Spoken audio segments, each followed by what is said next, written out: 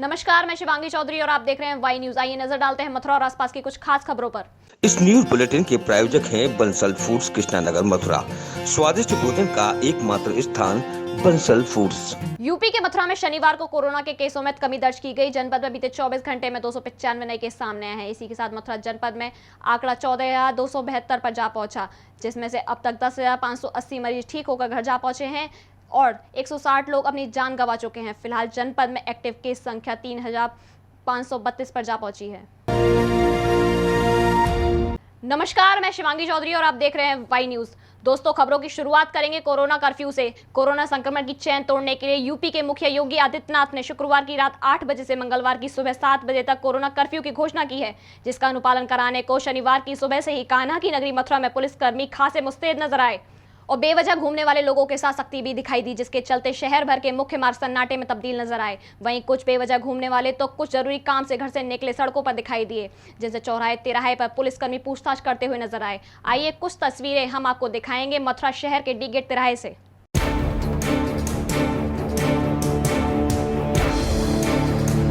जैसा कि अभी आपने डी गेट तिराहे की तस्वीरें देखी, हम आपको यह भी बताते चलें कि एसपी सिटी एमपी सिंह और सीओ सिटी वरुण कुमार खुद मोर्चा संभाले हुए थे और लॉकडाउन का अनुपालन लोगों को कराते हुए दिखाई दिए। वहीं 2 पहिया और 4 पहिया वाहनों को रोककर बेवजह घूमने वाले लोगों के चालान काटने को कहा, तो वहीं बेहद जरूरी काम से आने जाने वाले लोगों को रियायत भी दी। अब जरा यह आप सुने क्या कहा एसपी सिटी एमपी सिंह ने।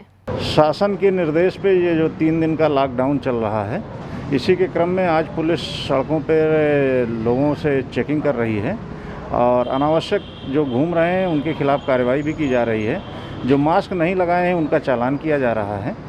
लोगों को ये अवेयर किया जा रहा है कि अनावश्यक कतई ना निकलें घर से बाहर और शासन और कोरोना गाइडलाइन का पालन करें।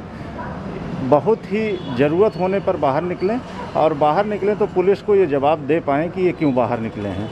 काफ़ी लोग ऐसे हैं जो मेडिकल सपोर्ट के लिए या मेडिकल के लिए बाहर निकले हुए हैं। वैक्सीनेशन कराने के लिए काफ़ी लोग निकल रहे हैं और साथ में वो लोग हैं जो एसेंशियल सेवा में लगे हुए हैं। लेकिन पुलिस सबको चेक कर रही है, सबको कारण पूछ रही है और सबको ये हिदायत कर रही है कि पुलिस खड़ी हुई है सड़कों पर, आप लोग घरों में रहें। अब यह जो तस्वीरें आप देख रहे हैं वह मथुरा शहर के हृदय स्थल होली गेट चौराहे की हैं, जहां खुद शहर कोतवाल दल बल के साथ डटे हुए हैं और हर अब आने जाने वाले लोगों से घर से निकलने की वजह जान रहे हैं। वहीं कुछ लोग बहानेबाजी करते हुए दिखाई दिए, उनके साथ सख्ती से पेश आए, तो वहीं कोरोना गाइडलाइन का पाठ भी पढ़ाते हुए दिखाई दिए। देखिए कुछ खास तस्वीरें जो सिर्फ हम आपको दिखा रहे हैं। किस विभाग में? मेडिकल कंपनी है दवा कहाँ पर? जयसिंहपुरा किस कंपनी में? हमारे हाउस किस कहाँ पर बताइए ना, आपको कोई आईडी दीजिए। बहाना नहीं चलेगा, बहुत मर गया है। मुझसे आप झूठ बोल सकते हैं ना जी, मुझसे बोल सकते हैं, मुझसे तो झूठ बोल नहीं पाएंगे। और मुझे लग रहा है मास्क उल्टा लगाए, मास्क उल्टा लगाए क्या कंपनी के लिए तो मैंने कर दिया दवा की कंपनी के लिए। आप मुझे बात करा दीजिए कि ये कंपनी खुली है, को नंबर दीजिए, नोट कराइए। अपने आप मोबाइल से बात नहीं किया, कोई आईडी दिखाइए, अपना आईडी दे दीजिए।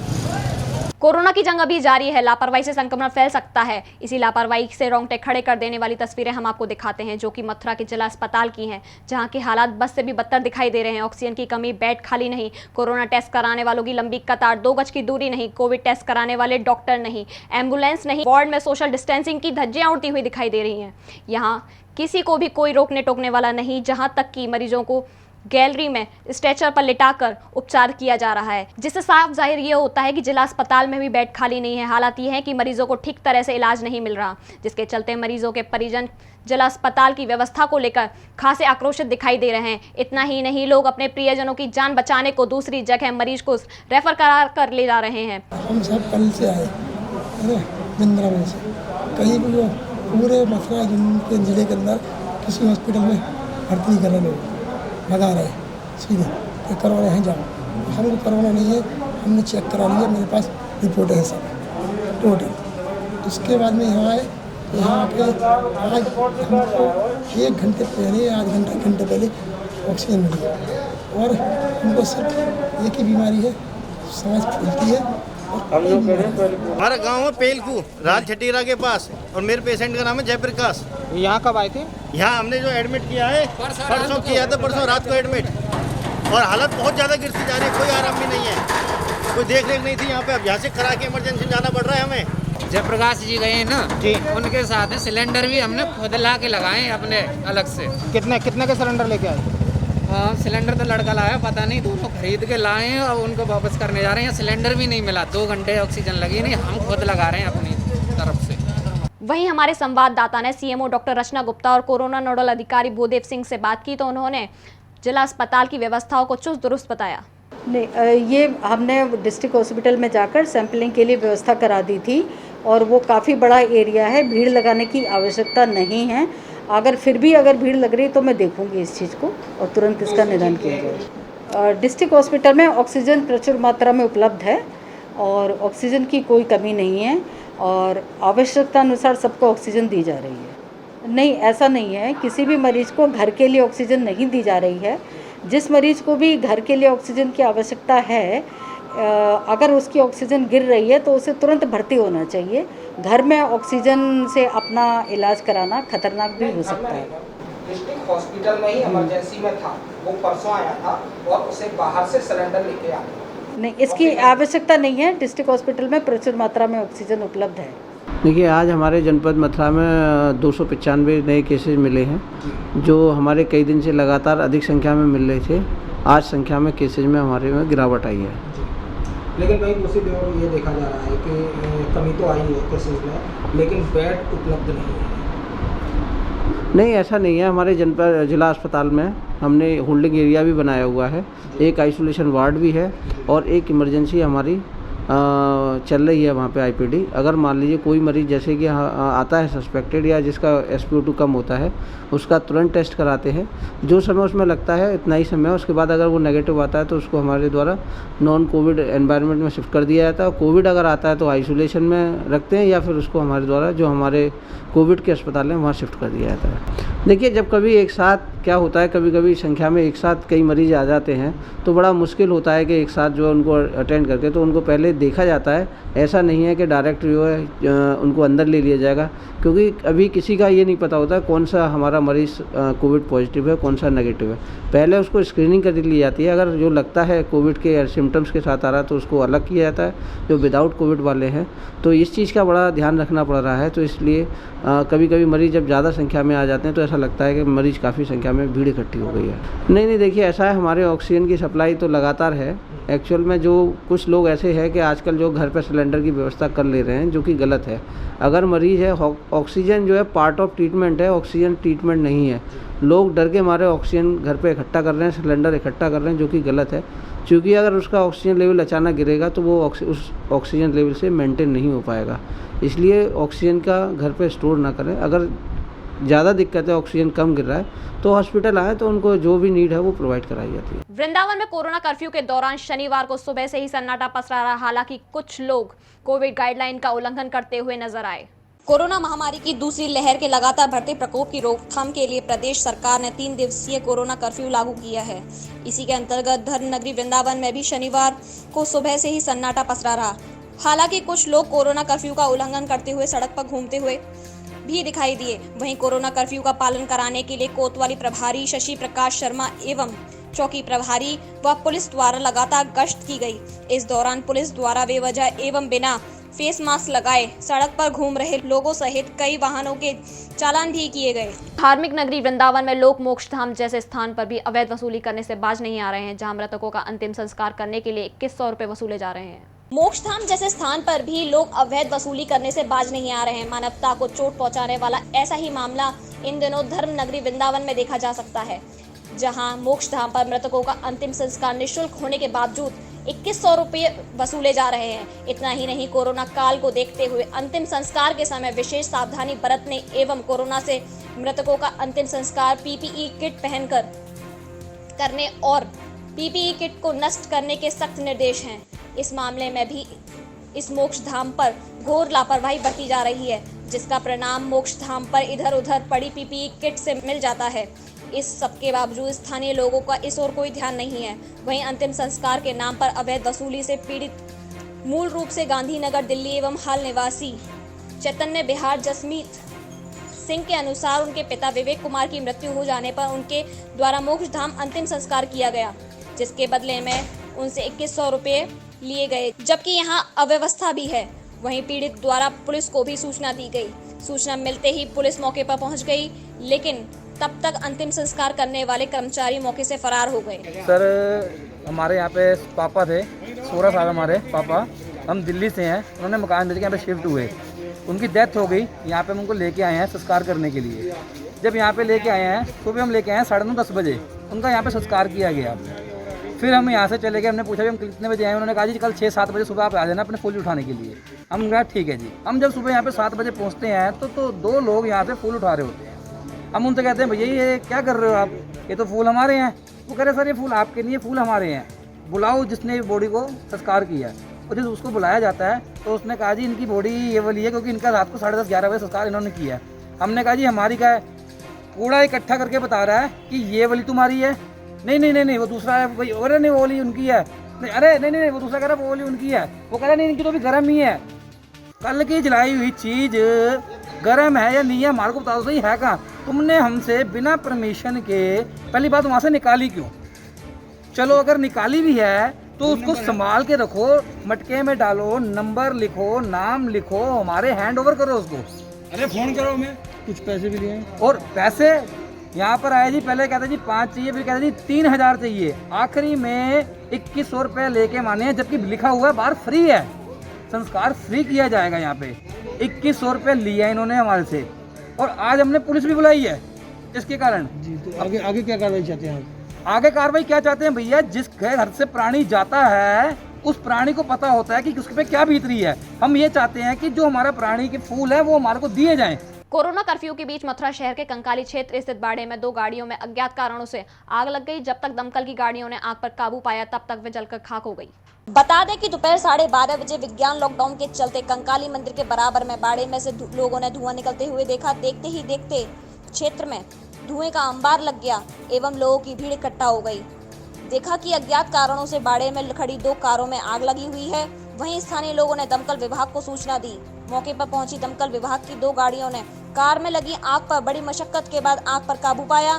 दमकल चीफ अधिकारी संजय पाल जायसवाल ने जानकारी दी कि कंकाली के पास आग लगने की सूचना मिली थी। मौके पर तुरंत 2 गाड़ियों को आग बुझाने के लिए भेजा गया एवं दमकल के कर्मचारियों ने आग पर काबू पा लिया। उन्होंने बताया कि आग किन कारणों से लगी यह स्पष्ट नहीं हो पाया है। लगला ये कंकाली है, कंकाली में की कबाड़ की गाड़ियाँ खड़ी हैं 2 पुरानी, इन्हीं में किसी तरह से आग लग गई है। और इसको पहले हमने अपनी छोटी गाड़ी भेजी है, ज़्यादा देख करके दूसरी बड़ी गाड़ी को भेजी और इसको आग बुझा दिया। तो क्या नुकसान? कोई खास नुकसान नहीं, कबाड़ की गाड़ियाँ हैं। धार्मिक नगरी वृंदावन के पानी घाट इलाके में उस समय अफरा तफरी मच गई जब 2 पक्ष आमने सामने आ गए और गोलियां चलने लगी। इस फायरिंग से इलाके में दहशत का माहौल है। बता दें कि यह वीडियो मथुरा के वृंदावन पानी घाट का बताया जा रहा है, जहां शुक्रवार की देर रात करीब 11 बजे अचानक पानी घाट इलाके में अफरा तफरी मच गई। किसी बात को लेकर 2 पक्ष आमने सामने आ गए। 83 घंटे का लॉकडाउन शुरू होने के कारण अधिकांश क्षेत्रवासी घरों में जा पहुंचे थे, लेकिन अचानक गोलियों की आवाज सुनकर लोग सड़कों पर निकल आए। जब तक कई राउंड हवाई फायर हो चुकी थी, जहां फायरिंग से इलाके में दहशत मच गई तथा उपद्रवी बेखौफ होकर चुनौती दे रहे थे। प्राप्त जानकारी के अनुसार जब घटना की जानकारी कोतवाली पुलिस को लगी तो कोतवाली प्रभारी पुलिस बल के साथ मौके पर पहुंचे। जब तक उपद्रवी वहां से भाग निकलने में सफल रहे। पुलिस मामले की जांच कर रही है। गोलियों की आहट से इलाके में फैली सनसनी का वीडियो वायरल हो रहा है। 3 दिन के कोरोना कर्फ्यू को सफल बनाने के लिए पुलिस प्रशासन सड़कों पर बेवजह घूमने वालों के साथ सख्ती से पेश आई। इस दौरान एसपी सिटी शहर की सड़कों पर लोगों को जागरूक करते हुए नजर आए। शासन के आदेश पर वीकेंड लॉकडाउन 3 दिन को सफल बनाने के लिए पुलिस प्रशासन सड़कों पर बेवजह सड़कों पर घूमने वालों को पुलिस द्वारा की जा रही शक्ति लॉकडाउन का पालन कराने के लिए एसपी सिटी ने लोगों को किया जागरूक। सीओ सिटी पुलिस बल के साथ रहे मौजूद। बता दें कि देश में बढ़ते संक्रमण एवं वैश्विक महामारी के चलते पूरे प्रदेश में 3 दिवसीय वीकेंड लॉकडाउन लगाया गया है, जिसके चलते कोविड-19 संक्रमण पर काबू पाया जा सके। प्रशासन द्वारा संक्रमण पर काबू पाने के भरसक प्रयास किए जा रहे हैं। इसी के चलते हुए आज शनिवार को वीकेंड लॉकडाउन को सफल बनाने के लिए एसपी सिटी मार्तंड प्रकाश एवं सीओ सिटी वरुण कुमार सिंह अपने में पुलिस बल टीम के साथ शहर में सड़कों पर निकले, जहां उन्होंने बेवजह घूमने वाले लोगों के साथ रोक टोक की एवं अनावश्यक रूप से घूम रहे लोगों को घर वापसी भेजा तथा संक्रमण के प्रकोप से बचने के लिए लोगों को एसपी सिटी ने हाथ जोड़कर विनती करते हुए घरों में रहने की सलाह दी। ये शासन के निर्देश के क्रम में ये 3 दिन का जो लॉकडाउन है इसको आज ठीक से इम्प्लीमेंट कराने के लिए पुलिस सड़कों पे है और हर जगह बैरियर लगा के और लोगों से जो घूम रहे हैं या निकल रहे हैं उनसे पूछताछ की जा रही है। काफ़ी लोग या तो वैक्सीनेट कराने के लिए जा रहे हैं या डॉक्टर के यहाँ जा रहे हैं या तो मेडिकल सपोर्ट के लिए अपनी दवाओं के लिए जा रहे हैं, लेकिन सबसे पुलिस पूछताछ कर रही है, टोकाटाकी कर रही है, जिससे कि अनावश्यक लोग बाहर न घूमें और लॉकडाउन का पालन करें। यहाँ रुकेंगे एक छोटे से ब्रेक के लिए। इस न्यूज बुलेटिन के प्रायोजक हैं बंसल फूड्स कृष्णानगर मथुरा। स्वादिष्ट भोजन का एकमात्र स्थान बंसल फूड्स। ब्रेक के बाद फिर आपका स्वागत है। फरीदाबाद में पहला वीकेंड लॉकडाउन लगने के बाद मजदूर वर्ग में खलबली मचना शुरू हो गई है। मजदूरों का कहना है कि अगर पूर्व की तरह लॉकडाउन बढ़ा तो रोजी रोटी के संकट फिर सामने आ जाएंगे।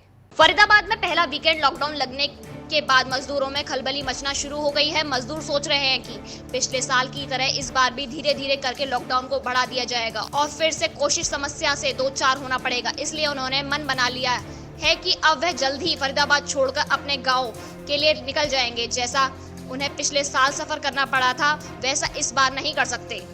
मन में यही विचार है, सब लोग जा रहे हैं गाँव तो यहाँ क्या करेंगे, इसी वजह से अब जा तो नहीं रहे हैं फिलहाल, लेकिन जाना पड़ जाए। हाँ जी। कितने लोग हैं जो इकट्ठे होकर आप गांव जाएंगे? अभी 8 जन हैं। हाँ जी। अब आगे देखो सभी लोग, कोई सीकरी में है, कोई कहीं है, तो जाने तो सभी जाएंगे। क्यों, क्या डर लग रहा है, क्या सता रहे हैं? यही सता रहे हैं बस, कोरोना बीमारी की वजह से लॉकडाउन ना लग जाए। बस हाँ। कैसी जानकारी मिल रही है कि लॉकडाउन कब से लग सकता है? क्या भैया हल्ला कर रहे हैं सब, 3-4 तारीख को कह रहे हैं लग जाएगा। इस वजह से गाँव जा रहे हैं। कहाँ जाएंगे? गोरखपुर। जाएंगे। कैसे जाएंगे यहाँ से? बस से जाएंगे। अभी कोई कंफर्म नहीं है गांव जाएंगे, पर जो कह रहे हैं लोग बाग 3-4 तारीख को लॉकडाउन लगेगा, तो हम पिछले लॉकडाउन में फंस चुके थे, तो यही सोच रहे थे कि अगर लॉकडाउन से पहले निकल जाए तो अच्छी बात है। अच्छा। हाँ जी। तो ऐसे में आप क्या काम धंधा करते हैं और कितने लोग हैं जो यहाँ से जाएंगे? हम जी बस यही रेहड़ी पे छोले भटूरे नान बेचते हैं बस। तो कोरोना की बीमारी की वजह से पब्लिक नहीं आ रहे, काम दाम कम है खाने के लिए, इसलिए हम जाना सोच रहे हैं। बल्लभगढ़ की सुभाष नगर कॉलोनी में मामूली सी बात को लेकर बाइक सवारों में कहासुनी हो गई, जिसके चलते बाइक सवार ने दूसरे बाइक सवार को गोली मार दी, जिससे वह घायल हो गया। यह घटना आज शाम की है। मिली जानकारी के मुताबिक बल्लभगढ़ की सुभाष नगर कॉलोनी का रहने वाला घायल युवक अपनी बाइक को लेकर कहीं जा रहा था। वहीं रास्ते में बाइक सवार कुछ युवकों ने पहले रेड क्रॉस करने की बात को लेकर झगड़ा कर दिया, फिर बंदूक निकालकर दूसरे बाइक सवार युवक पर फायरिंग कर दी, जिसमें युवक बुरी तरह से घायल हो गया। वहीं फायरिंग करने वाले युवक मौके से फरार हो गए। घटना स्थल के पास से दुर्गा शक्ति पुलिस की टीम निकल रही थी। भीड़ को इकट्ठा देखा तो एक युवक घायल अवस्था में जमीन पर पड़ा हुआ था। दुर्गा शक्ति की टीम ने तुरंत घायल को प्राथमिक उपचार के लिए बल्लभगढ़ सिविल अस्पताल पहुंचाया। वो क्रॉसिंग कर रहे तो ऐसे जा रहे थे रॉन्ग साइड, तो हमने कहा ये साइड में करके चला लो, तो उन्होंने गोली मार दी। क्या चला रहे थे? बाइक के ऊपर। आप किस पर थे? बाइक पे। कहाँ के रहने वाले हुए? सुभाष कमला को। हम वहाँ। आप तो सुभाष कॉलोनी रहने वाले, वो कहाँ के रहने वाले? पता ही नहीं है। कोई रंजिश तो नहीं थी? नहीं। फरीदाबाद में एक निजी संस्थान द्वारा एक विशाल यज्ञ का आयोजन किया गया, जिसमें सभी ने कोरोना महामारी से बचाव के लिए परमपिता परमेश्वर से प्रार्थना की। दिखाई दे रहा है ये नजारा ओल्ड फरीदाबाद का है, जहां अखिल भारतीय ब्राह्मण सभा के तत्वाधान में मानव उत्थान के लिए एक मिसाल पेश की और उन्होंने मानव जाति जिस प्रकार कोरोना जैसी वैश्विक महामारी से त्राही हो रही है, उसको लेकर सुख शांति और मानव के लिए भगवान से प्रार्थना की कि वह जल्द ही कोरोना जैसी महामारी से लोगों का बचाव हो सके। उसी को देखते हुए आज ओल्ड फरीदाबाद में एक शांतिपूर्ण और जो लोग कोरोना जैसी महामारी से अपना जीवन की दौड़ में नहीं जीत पाए, उनके लिए शांतिपूर्ण नमन करते हुए उनकी आत्मा की शांति के लिए भगवान से प्रार्थना की और मानव जाति जिस प्रकार लगातार कोरोना जैसी वैश्विक महामारी की शिकार हो रही है, उसी से बचाव के लिए भगवान से विनती की। आज हमने अखिल भारतीय ब्राह्मण सभा के तत्वाधान में भगवान के चरणार्थ एक हवन का आयोजन किया और परमपिता परमात्मा से प्रार्थना की जनमानस सुखी स्वस्थ व आनंदित रहे और जो ये भयावह महामारी है कोरोना, ये हमारे देश से जड़ से समाप्त हो जाए और जनमानस की जो व्यवस्था है वो पुनः पटरी पे आए और हमारा राष्ट्र उन्नति करे, विश्व में हमारा नाम हो। जनपद एटा में शनिवार को मतगणना स्थल का आला अधिकारियों ने दौरा किया। इस दौरान उपस्थित सभी कर्मचारियों को उचित दिशा निर्देश दिए। बता दें कि त्रिस्तरीय पंचायत चुनावों के कल परिणाम आने वाले हैं, जिसके चलते प्रशिक्षक जी के त्यागी व सीडीओ अजय प्रकाश मतगणना स्थल का निरीक्षण करने मारहरा स्टेशन रोड स्थित मतगणना स्थल द्रौपदी देवी इंटर कॉलेज पहुंचे। वहीं अधिकारियों ने सभी उपस्थित कर्मचारियों को निर्देशित किया। इस दौरान सीओ सदर इरफान नासिर खान ने सुरक्षा व्यवस्था का जायजा लेते हुए थाना अध्यक्ष मारहरा अखिलेश तिवारी, मिरहची कोतवाली प्रभारी सीताराम सरोज व उपस्थित सभी उप निरीक्षकों को कांस्टेबल के साथ मतगणना स्थल पर सोशल डिस्टेंसिंग का पालन करते हुए आवश्यक मीटिंग की। इस दौरान सीओ सदर ने सुरक्षा के चलते आवश्यक दिशा निर्देश देते हुए कहा कि सभी पुलिसकर्मी अपनी अपनी ड्यूटी स्थल पर उपस्थित रहें। उन्होंने कहा कि कोई भी प्रत्याशी विजय जुलूस नहीं निकाल सके और सभी अराजक तत्वों पर पैनी नजर रखनी है। उन्होंने कहा कि मतगणना स्थल के पास भीड़ एकत्रित नहीं हो पाए। एटा में कोतवाली प्रभारी ने कस्बा मारहरा में मुनादी कराकर 2 मई को होने वाली मतगणना में आने वाले परिणामों को लेकर आवश्यक निर्देश दिए। कोतवाली प्रभारी ने स्पष्ट कहा कि मतगणना स्थल के आसपास कोई भी व्यक्ति नहीं पहुंचे, कोरोना गाइडलाइन का पालन करें। कोतवाली प्रभारी मारहरा अखिलेश तिवारी ने कस्बा मारहरा में मुनादी कर कल आने वाले पंचायत चुनाव के परिणामों के चलते आवश्यक निर्देश दिए। कोतवाली प्रभारी ने कहा कि मतगणना स्थल के आसपास के कोई भी व्यक्ति घर के बाहर नहीं निकलेगा और न ही अपने छत पर चढ़ेगा। वहीं उन्होंने कहा कि वीकेंड लॉकडाउन चल रहा है, जो कि मंगलवार की सुबह तक है। वीकेंड लॉकडाउन में मेडिकल स्टोर व क्लिनिक खुलने के आदेश हैं। इसके अतिरिक्त कोई भी व्यक्ति फालतू घूमता हुआ या सुरक्षा व्यवस्था में बाधा डालता पाया तो उसके विरुद्ध आवश्यक कार्रवाई की जाएगी। उन्होंने कहा कि बीमारी जानलेवा है, इसलिए अपने अपने घरों में रहें और सुरक्षित रहें। मंगलवार सुबह तक तो मेडिकल स्टोर और डॉक्टरों की दुकानों पर हाथ दी गई है। क्योंकि बीमारी से संबंधित है, लोगों बिना बीमारी की दवा नहीं मिलेगी तो उनके साथ कोई भी अनहोनी हो सकती है। तो आप सभी से उम्मीद है कि चिकित्सक दल या मेडिकल स्टोर वाले कोई भी डॉक्टरों से संबंधित व्यक्ति को अपनी दुकान पर नहीं बैठा लेंगे, वो नहीं बहाना बनाएंगे कि दवा लेना है। क्या अगर कोई अलग से प्रत्याशी से समर्थन में आता है, किसी प्रकार की शांति व्यवस्था बन लेती है, तो उसका दायित्व संबंधित मेडिकल स्टोर या चिकित्सक का होगा। कासगंज में बीजेपी ब्रज क्षेत्र के मंत्री पूर्णेंद्र सोलंकी के निधन की खबर से जनपद में शोक की लहर दौड़ गई। बीजेपी नेताओं के साथ जनपद भर के लोगों ने उनकी आत्मा की शांति के लिए भगवान से प्रार्थना की। बता दें कि पूर्णेंद्र सोलंकी एक वरिष्ठ नेता थे। वह फिलहाल में बीजेपी ब्रज क्षेत्र के मंत्री थे। उन्होंने कई वर्ष कासगंज में बीजेपी जिलाध्यक्ष पद की कमान संभाली। अचानक उनका ऑक्सीजन लेवल गिर गया, जिसके चलते वह आगरा के एक अस्पताल में जिंदगी और मौत के बीच जूझ रहे थे। वहीं पूर्णेंद्र सोलंकी शुक्रवार को जिंदगी से जंग हार गए। उनके निधन की खबर मिलते ही बीजेपी के खेमे में ही नहीं बल्कि जनपद भर में शोक की लहर दौड़ गई। लोगों ने प्रभु से उन्हें अपने श्री चरण में स्थान देने और परिवार को इस दुख की घड़ी में सहन शक्ति प्रदान करने के लिए प्रार्थना की। जनपद कासगंज के बाजारों में लॉकडाउन की सख्ती का असर दिखाई दिया। बाजारों में सन्नाटा पसरा रहा, दुकानों के शटर बंद रहे और सड़कों पर भी भीड़ भाड़ नहीं दिखाई दी। कोरोना वायरस की दूसरी लहर को नियंत्रित करने के लिए यूपी सरकार ने शनिवार, रविवार और सोमवार को वीकेंड लॉकडाउन करने के आदेश दिए थे। इसी क्रम में जिले भर में कोरोना संक्रमण के बढ़ते संक्रमण की चेन तोड़ने के लिए शनिवार को पहले दिन बंदी का असर देखने को मिला। शनिवार की सुबह से ही कस्बे में कासगंज, सोरो, आमापुर, गंज डुंडवारा, बिलराम, सिरपुरा, पटियाली सहित अन्य छोटे मोटे कस्बों के बाजारों में लॉकडाउन की सख्ती का असर दिखाई दिया। बाजारों में सन्नाटा पसरा रहा, दुकानों में शटर बंद रहे और सड़कों पर भी भीड़ भाड़ नहीं रही। लॉकडाउन का पालन करने के लिए जगह जगह पुलिस बल तैनात रहा। पुलिस की गश्त तेज रही। कासगंज की पटियाली क्षेत्र निवासी यूपी पुलिस सेवानिवृत्त हाजी शाकिर अली का 2 दिन पूर्व तबीयत बिगड़ने से निधन हो गया, जिससे पटियाली कस्बे में शोक की लहर है। कासगंज की पटियाली के मोहल्ला कटरा मदारी खान निवासी 65 वर्षीय हाजी शाकिर अली, जो यूपी पुलिस से सेवानिवृत्त थे और शेर शायरी पढ़ने का भी उन्हें बेइंतहा शौक था। वे अपने परिवार के साथ अलीगढ़ रहने लगे थे। उनका एक बेटा तारिक अली यूपी पुलिस गाजियाबाद में सिपाही है। शाकिर अली की 2 दिन पूर्व तबीयत बिगड़ गई, जिसका इलाज अलीगढ़ में चल रहा था। गुरुवार की देर रात हालत और बिगड़ने से उनकी अचानक मौत हो गई। उनकी मौत की खबर सुनते ही पटियाली कस्बे में शोक की लहर दौड़ पड़ी। शुक्रवार को जुमे की नमाज के बाद अलीगढ़ शाहजमाल कब्रिस्तान में ही उनको सुपुर्दे खाक किया गया। पटियाली, अलीगंज, गंज डुंडवारा, अलीगढ़ आदि जगहों से लोग उनके जनाजे में शामिल हुए। सभी की आंखें नम थीं। जगह जगह लोग उनके अच्छे स्वभाव की चर्चा कर रहे थे, तो कुछ लोग उनकी शायरी को भी याद कर रहे थे। फिलहाल इस बुलेटिन में इतना ही। देखते रहें वाई न्यूज़। नमस्कार। इस न्यूज बुलेटिन के प्रायोजक हैं बंसल फूड्स कृष्णानगर मथुरा। स्वादिष्ट भोजन का एकमात्र स्थान बंसल फूड्स।